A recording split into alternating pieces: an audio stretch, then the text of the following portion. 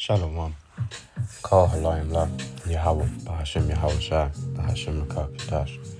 Double honors to the elders and apostles of Great Millstone. They taught me this 100% truth. Shalom to the Akim and the Akwath, listening to this word, serving our Lord Yahweh, Bahashem Yahweh Shai, truth and sincerity. Shout out to all the Akwath who are spreading this truth. Today I'm back here with another lesson entitled The Third World Cometh Quickly, because we're starting to see the things happening around the world on a global scale. We're starting to see the things, the conflict between China and Taiwan.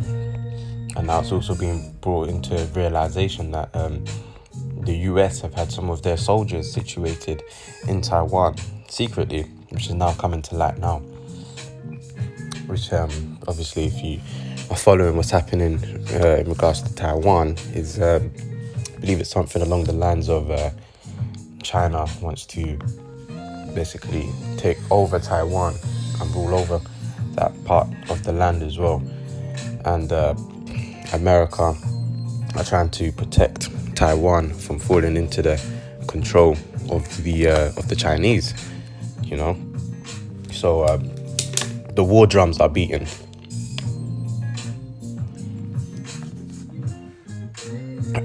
Excuse me, just having a sip of water. So I just want to start here in the book of Matthew, chapter 24, verse 6. And ye shall hear of wars and rumours of wars. See that ye be not troubled, for all these things must come to pass, but the end is not yet.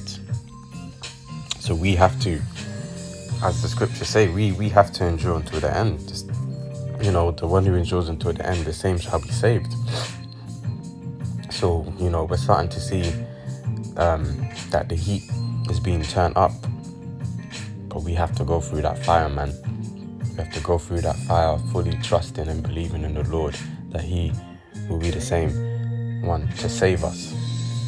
Verse 7, for nation shall rise against nation, and kingdom against kingdom, and there shall be famines and pestilences and earthquakes in diverse places. They're starting to, for nation shall rise against nation bit, we're starting to see, for example, the alliances in the NATO are beginning to be damaged, are beginning to break away. I believe France is not too happy with how the UK has been dealing with them, and then overall the NATO countries in NATO are not too happy with how America is dealing with things. So there's a lot of division going on at the moment in regards to famines. They're starting to limit the supply of certain food products. We're starting to see a shortage in certain food products. They seem to be holding up the ships for deliveries. They seem to be held up at sea, all by design. Pestilences. We've got the, and a lot of people are starting to face adverse effects from the juice. We're starting to see a lot of people dying or facing various different health issues because of the juice. But this is just the beginning of sorrows. We're starting to see earthquakes becoming a lot more prominent globally, various different parts of the world. We're seeing these earthquakes. But verse 8, all these are the beginning of sorrows. They shall deliver you up to be afflicted and shall kill you, and ye shall be hated of all nations for my name's sake. And already it's starting, man. People, when you bring out this truth, people want to run away, man. They don't want to hear what you have to say about Yahweh Shemi Yahushua, they don't want to hear the truth. They don't want to hear the gospel, the good news, you know? I mean, even starting at home, like my mother and my brother who I live with, they, you know, they never really have liked me bringing out the truth, but now it's getting more prominent. It's getting more obvious, you know, that they, you know, these words really cut them deep, you know. And all I'm trying to do is just you know, wake the people up and you know, warn them of the things to come, man, as we're instructed to. As it says here in verse 10, and then shall many be offended, and shall betray one another, and shall hate one another. And many false prophets shall arise, and shall deceive many. And we know of who the false prophets are. You don't come in preaching this 100% truth and twist the doctrine and add or remove to the scriptures. And because iniquity shall abound, the love of many shall wax cold, man. And hey, right now it's very much an attitude of everyone for themselves, you know. And that sort of spirit, that's only gonna get worse, man. Verse 13, but he that shall endure until the end, the same shall be saved. You know, and that's what we're trying to do. We're trying to endure all these things until the end. Whatever the Lord throws at us, we know that ultimately it's of his will, and you know, our destiny is already set before the foundations of the earth, you know. So we just have to play our part in the story, shall I say. Verse 14, and this gospel of the kingdom shall be preached in all the world for a witness unto all nations, and then the end shall come, which is what's happening now, man. You know, we you know, we've got the prophets on the highways and byways teaching this truth. We've got it on the internet, YouTube, various different streaming platforms. So in that day, there's not going to be any excuse as to why you haven't heard this truth, man. This truth is widely available, and you know, it has been heard, you know, but people have chosen not to take heed. Let's go over here to the book of Isaiah 19, verse 2. And I will set the Egyptians against the Egyptians, and they shall fight every one against his brother, and every one against his neighbor, city against city, and kingdom against kingdom. And that's exactly what's happening, man. If you go to, you know, you've got the Venest against the unvenest, you know, and you've got the racial divides as well. You know, racism is a lot more prominent now than it has been. You know, so we have all these divisions happening right before our eyes, man. But this is what is written to happen, you know. So these are the signs of the times, you know. And when you have this division, how can a kingdom stand, man? As it says here in Mark 3:24. And if a kingdom be divided against itself, that kingdom cannot stand, you know. And that's why we are starting to see, as the Bible says, Satan fall as lightning from heaven, you know, because he's fallen from his rulership very quickly, because every day is a new event. Every day we're one day closer to receiving our kingdom, man, to receiving our blessing, and to these heathen nations being put under our feet, under subjection, you know. We just have to endure all things, and the same shall be saved.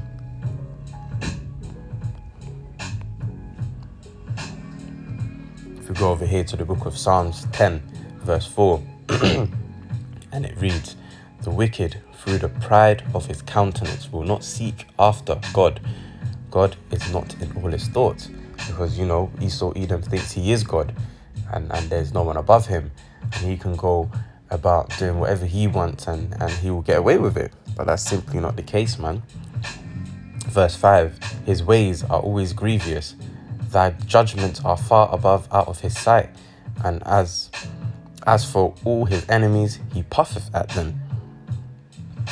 He hath said in his heart, I shall not be moved, but I shall never be in adversity. So this devil really thinks that his houses shall continue forever, that his kingdom shall continue forever, and there's not going to be any nation or anyone who is going to try and take them down. But that's wrong, man. And he's going to be taken down with violence. The same way he brought up this kingdom with violence is the same way he's going to be taken down. You know? Verse 7 reads, Psalms chapter 10 verse 7, his mouth is full of cursing and deceit and fraud, and under his tongue is mischief and vanity. And the people are starting to see that their rulers, this government, has done nothing but lie to them all these years, man. All this time they've been deceived. They've been, led to believe a lie. And his secret parts are being exposed. Verse 8, he sitteth in the lurking places of the villages, in the secret places doth he murder the innocent. His eyes are privily set against the poor. And who are the poor? The poor being the Israelites, man. And ultimately, all these things that are happening, all this calamity and destruction happening, it's ultimately a plot against the Israelites, man. These other nations that are, being affected by it are just pretty much collateral damage, but really and truly, Esau's true enemy is Jacob, man, and Esau really thinks that he's going to get away with all these things. As in verse 11, Psalms 10 verse 11 reads, he hath said in his heart, God hath forgotten, he hideth his face, he will never see it, But that's not the case, man. Yahweh Ba'ashim Yahweh Shai, he sees all, man, and he's very pissed off. He's going to send his son, Yahweh's going to send his son, Yahweh Shai, on that big chariot, and, what the world is going to see is a very pissed off, dark-skinned, melanated man coming down to destroy this place, man, to destroy this wicked government, this wicked mountain, What does it read in Jeremiah 51? Doesn't it say, I am against thee, O destroying mountain? Let's get that real quick.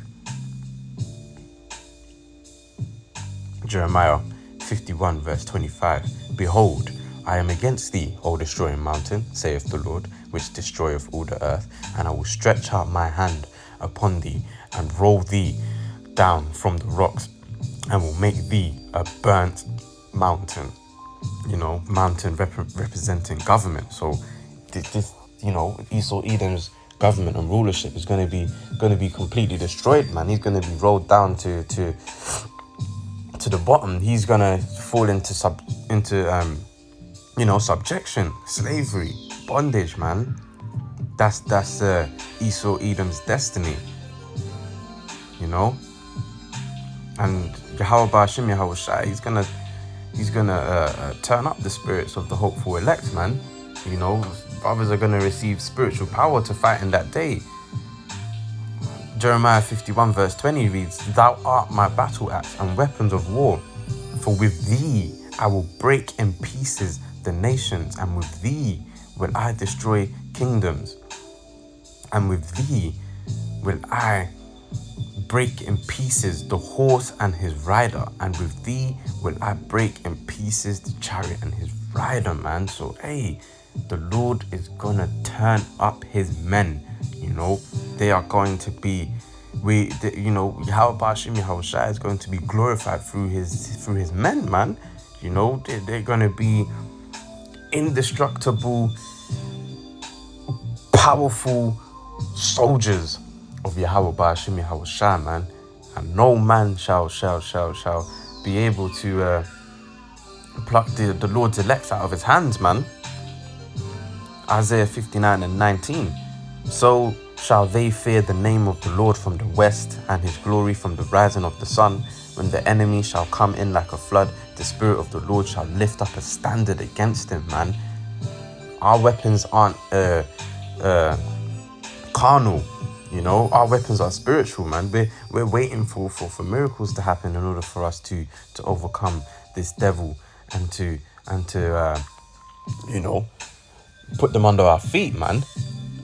Joel 2 verse 11, and the Lord shall utter his voice before his army, for his camp is very great, for he is strong that executeth his word. For the day of the Lord is great and very terrible, and who can abide it, man? That day, he's going to turn us up, man. You know, the house of David shall be strong in that day. We shall prevail, Lord willing, we be of that hopeful elect, man. Lord willing, Yahweh Shemel Shai puts that spirit upon us. You know,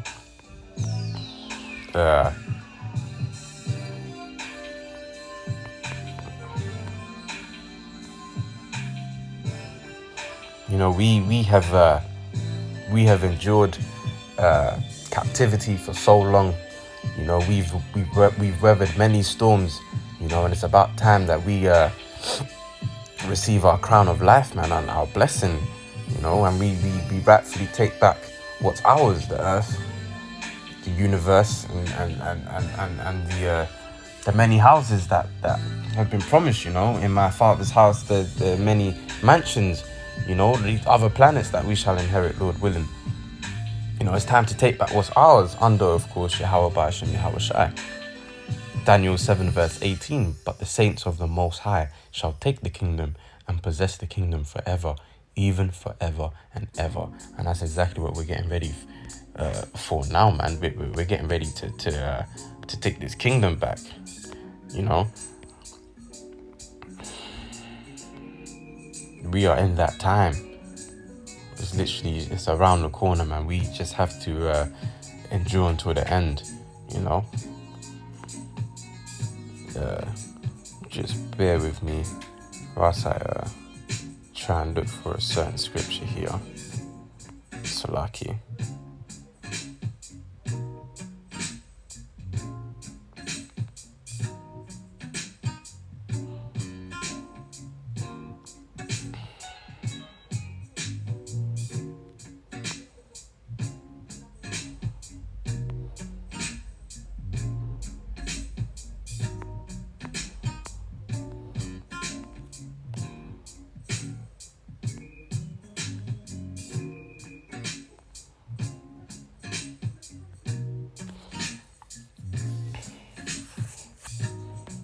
Bear with me, Salaki.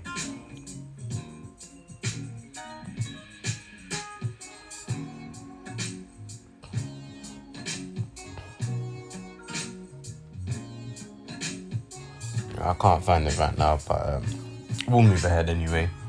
What I will bring out here is Numbers 23, verse 19. It reads, "The Most High is not a man that he should lie, neither the Son of Man that he should repent. Hath he said, and shall he not do it? Or hath he spoken, and shall he not make it good?" So these things are gonna come to pass, man. You know, we are going to receive the kingdom of heaven. Esau and Edom are going to fall into subjection, you know. Let's go over here to the book of Obadiah.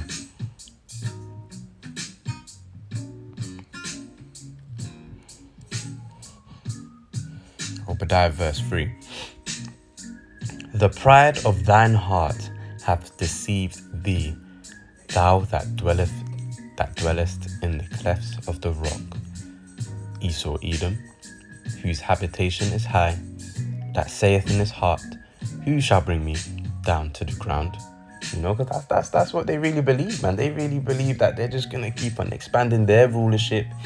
They're just gonna have the people further in subjection and derision, and you know, that they shall never be brought down lowly, man. But that's not the case, because you know, his secret parts are being exposed. Verse 6, Obadiah 1 verse 6. "How are the things of Esau searched out? How are his hidden things sought up? You know, Esau Edom's power was his secrecy. You know, that's where his power lies. His power lies in his secrecy and in his deceit. But if you remove that from him, then what power does he have over you? Because if he can't deceive you, then he can't really have the upper hand over you, you know? Because that's where his power lies. Let's jump down to verse 15, Obadiah verse 15. For the day of the Lord is near upon all the heathen. As thou hast done, it shall be done unto thee. Thy reward shall return upon thine own head. You know? So Esau, Edom, and all these heathen nations, they're going to get exactly what they deserve, man. You know? There's going to be there is a big recompense on the way, man. You know? And the saints shall inherit the kingdom. Let's go over here to Revelation 13, verse 10. He that leadeth into captivity shall go into captivity. He that killeth with the sword must be killed with the sword. Here is the faith and the patience. Here is the patience and the faith of the saints. You know, the saints being the Israelites. You know, this is what, well, the ones who are awake to this truth. This is what we are patiently waiting for, man, because we know and understand that this place is not our rest, you know, and we just want to go home, man. At this point, we're tired of all the lies, the wickedness, the evil, the poisoned food, medication, the drugs, you know, just the Babylon way of living. We're tired of it, man. We just want to go back home, inherit our new bodies,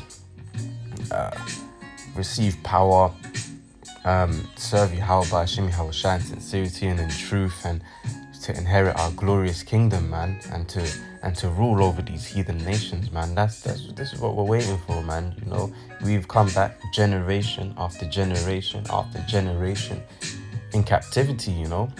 We've come back under hardcore bondage, and we are finally knocking at the doors of salvation, man.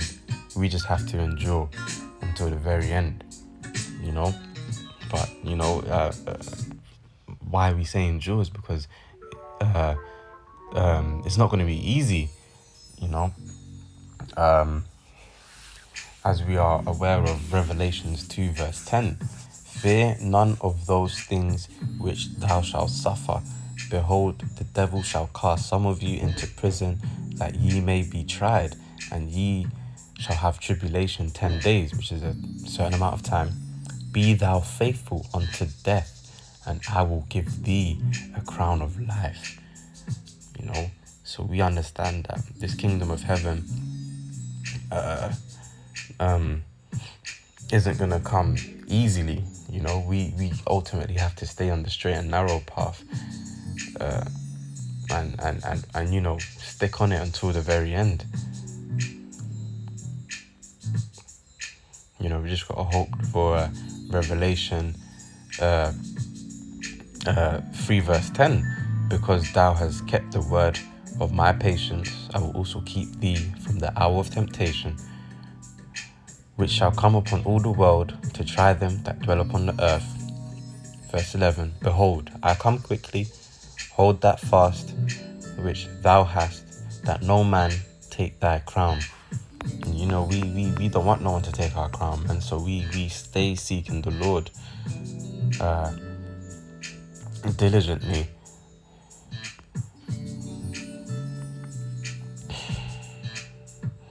You know, we're almost salvation is round the corner, man. We just have to go through all these things, you know. I'm just gonna close out here on Revelation 11 verse 14. The second woe is past, and behold, the third woe cometh quickly. And this third woe, World War III, Armageddon, Hamagad-1, whatever you want to call it, it's coming, and it's coming fast. So be prepared, Gird up your loins. You know? Kwam Yasharala. Hopefully this lesson was edifying. Until next time, I say shalom.